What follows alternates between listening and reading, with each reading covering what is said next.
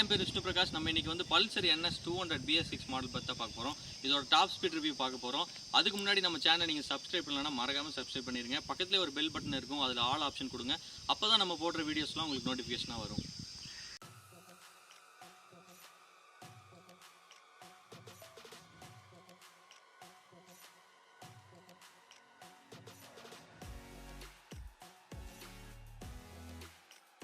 இந்த இன்ஜின் பார்த்தீங்கன்னா 199.5cc 4 stroke liquid cool 4 valve triple spark plug engine கொடுத்துருக்காங்க. இதோட பவர் அவுட்புட் பார்த்தீங்கன்னா 24.5 PS 9750 RPMலையும் 18.5 Nm டார்க் வந்து 8000 RPMல கொடுத்துருக்காங்க. இது BS4 விட 1 PS வந்து அதிகமாகவும் 0.2 Nm டார்க் அதிகமாகவும் கொடுத்துருக்காங்க.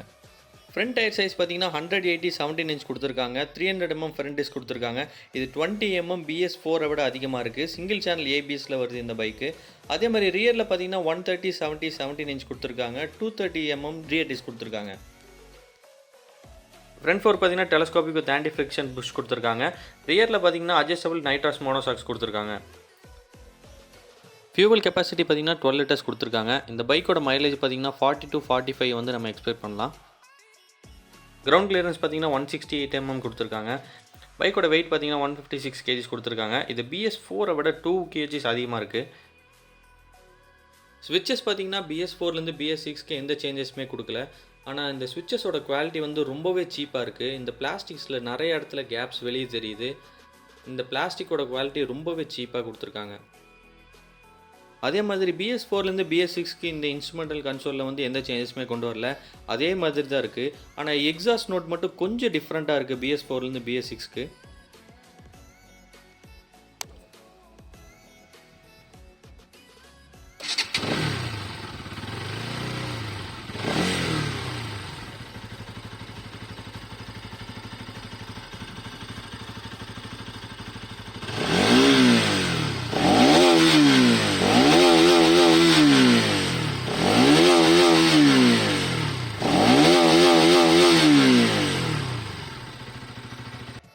BS3 BS4 BS6 இது மூணுலேயுமே வந்து அண்டர்பெல்லி எக்ஸாஸ்ட்டாக கொடுத்துருக்காங்க. இந்த அண்டர்பெல்லி எக்ஸாஸ்ட்டோட ஸ்பெஷாலிட்டி என்னென்னு பார்த்தீங்கன்னா வெயிட் பேலன்சிங். ஒரு பைக்கோட எக்ஸாஸ்ட் பார்த்தீங்கன்னா கிட்டத்தட்ட 6 to 7 kg இருக்கும். அது வந்து ரைட் சைடில் தான் இருக்கும். அது ஆனால் இந்த பைக்கில் பார்த்தீங்கன்னா அது வந்து சென்டராக கொடுத்துருக்காங்க. ஸோ வெயிட் பேலன்சிங் வந்து ரொம்பவே நல்லாயிருக்கும். BS6 மாடலில் இந்த ஆக்சிஜன் சென்சார் எக்ஸாஸ்ட்டில் வச்சுருக்காங்க. இது எதுக்குன்னு பார்த்தீங்கன்னா கம்பஷன் சேம்பர்லேருந்து வெளியே வர எக்ஸாஸ்ட்டை வந்து மானிட்டர் பண்ணி ECMக்கு கொடுக்கறதுக்காக வச்சுருக்காங்க. பைக் இன்னும் ஃபர்ஸ்ட் சர்வீஸ் முடியல, இருந்தாலும் நம்ம வந்து டாப் ஸ்பீட் டெஸ்ட் பண்ணி பார்க்கலாம்.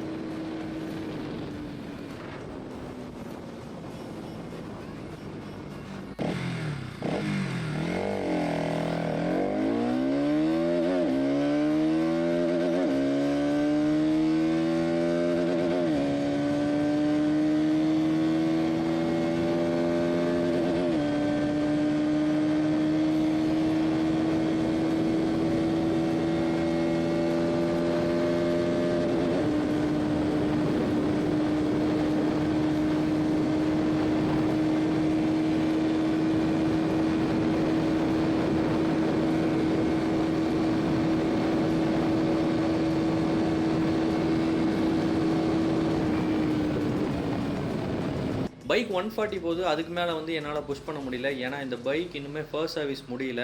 ஃபர்ஸ்ட் சர்வீஸ் முடிஞ்சதுக்கப்புறம் பைக் வந்து டாப் ஸ்பீட் டெஸ்ட் பண்ணி பார்க்கலாம். அப்போ வந்து கண்டிப்பாக எனக்கு தெரிஞ்சு 145 போகிறதுக்கான சான்சஸ் இருக்குது. பேப்பரில் பார்க்கும்போது பவர் அதிகமாக இருக்க மாதிரி தான் இருக்குது. ஆனால் வந்து எனக்கு BS4லேருந்து BS6க்கு வந்து நல்லாவே டிஃப்ரென்ஸ் தெரியுது. பைக் ஆனால் ஸ்மூத்தாக இருக்குது. பட் ஆனால் அந்தளவுக்கு வந்து அக்ரெசிவாக இல்லை. நம்ம NS வந்து நல்லா அக்ரெசிவாக இருக்கும். அதோட சவுண்டாக இருக்கட்டும், அதோட புல்லிங் பவராக இருக்கட்டும் கொஞ்சம் அக்ரெசிவாக இருக்கும். ஆனால் BS6ல் பார்த்திங்கன்னா அந்த அக்ரெசிவ் வந்து கொஞ்சம் கம்மியாக இருக்குது. ஃபஸ்ட்டு கியர் செகண்ட் கியர்லேயே வந்து பைக் வந்து டார்க் நல்லாயிருக்கு. BS4 விட BS6ல் வந்து டார்க் நல்லாயிருக்கு ஃபஸ்ட் கியர் செகண்ட் கியரில். ஆனால் மிட் ரேஞ்சு வந்து BS4 அளவுக்கு வந்து இந்த பைக்கில் இல்லை. அதே மாதிரி டாப் எண்டும் வந்து BS4 அளவுக்கு BS6ல் இல்லை.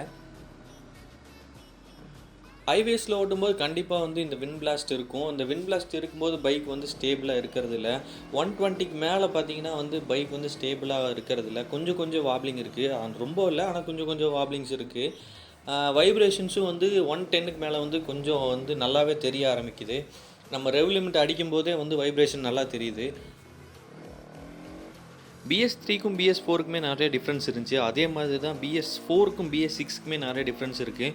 பைக் வந்து ஸ்மூத்தாக இருக்குது. பட் ஆனால் வந்து பவர் வந்து வெளியே தெரிய மாட்டேங்குது. பிரேக்கிங் பற்றி சொல்லணும்னா பைக்கில் பிரேக்கிங் நல்லா இருக்குது. சிங்கிள் சேனல் ABS கொடுத்துருந்தாலுமே பைக் வந்து நல்லாயிருக்கு. அடிக்கடி ஆனால் பின்னாடி வீல் வந்து நம்ம கொஞ்சம் புஷ் பண்ணாலே வந்து வீல் லாக் ஆக ஆரம்பிச்சிருது. இது வந்து டுவல் சேனல் ABS கொடுத்துருந்தாங்கன்னா இன்னுமே பிரேக்கிங் நல்லா இருந்திருக்கும்.